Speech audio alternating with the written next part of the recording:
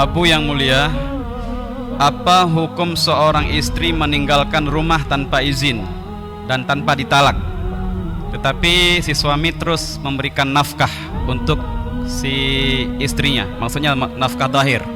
Apa hukum dan bagaimana resikonya, dan apa yang mesti dilakukan oleh si sang suami? Terima kasih. Istri meninggalkan rumah tanpa izin suami, nusyud. Nusyud kalau diartikan ke dalam bahasa kita durhaka, menggugurkan nafkah. Nafkah dari suami wajib kepada istri di saat dia keluar rumah tanpa izin, tidak wajib membayar nafkah.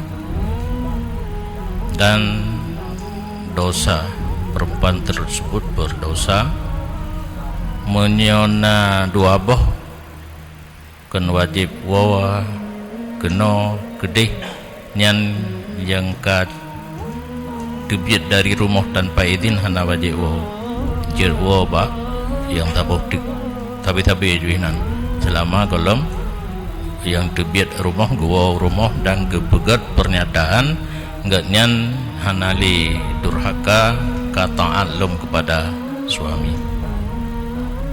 Tugas suami di saat istri karena tanda kena durhaka memberi pelajaran, genasehati. Antara lain isi pelajaran gata perumoh lun mia tajak berangkau hana itin lun, gata dosa, gata nusyun dan nafkah hana wajib. Dan lun misalnya perumoh dua lhe hana wajib lungwo bagata jid lungwo kepada orang yang lain. Yan karena tanda-tanda kena nusyud, kena durhaka, dinasehati. Kemudian menyohana terjadi perubahan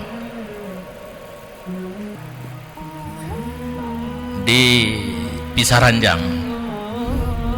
Menyohana terjadi perubahan manteng lagi set pisah ranjang, manteng lagi set cid jid poh.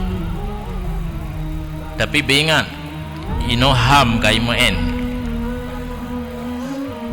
yang kebolehkan di agama kitanya poh takdib, poh untuk mengajar dia supaya jangan berakhlak yang tidak baik dengan suami. Dalam kitab ngai jano yupo cuma dumna sakit ngai jano depo kan dia teh gusuk baju ne yang menan be ngempalin ngentapa udet silet inan be poh takdib supaya tapi ganjaran nak be terulang lagi.